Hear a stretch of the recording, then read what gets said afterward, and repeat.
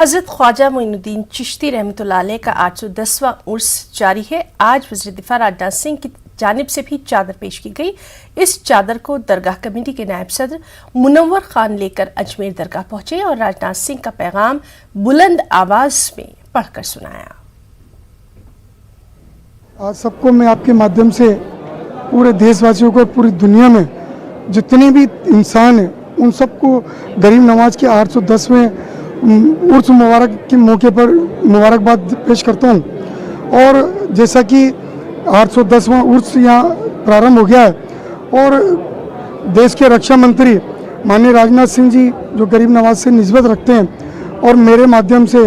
जो हमेशा हर साल यहाँ चादर और अपने हकीकत के फूल भेजते हैं और सरकार की कोरोना गाइडलाइन की पालना करते हुए आज हम यहाँ चादर लेकर आए।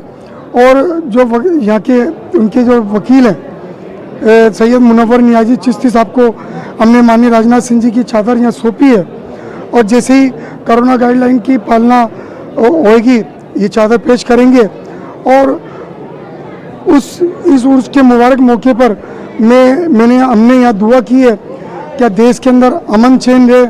आपसी भाईचारा रहे, प्यार मोहब्बत रहे और जिस तरीके से देश खुशहाली तरक्की पर जा रहा है और ये दुआ करिए गरीब नवाज से कि आगे भी देश तरक्की और खुशहाली और देश आगे सबका साथ, सबका विकास, सबका विश्वास के नारे पे आगे बढ़े। और हमने दुआ की है कि राजनाथ सिंह जी जो रक्षा मंत्री हैं, हमारी देश की जो सेना है वो अपनी देश की सुरक्षा, सीमाओं की सुरक्षा बाखूबी निभा रही हैं और वो उनके नेतृत्व में बाखूबी निभाएं।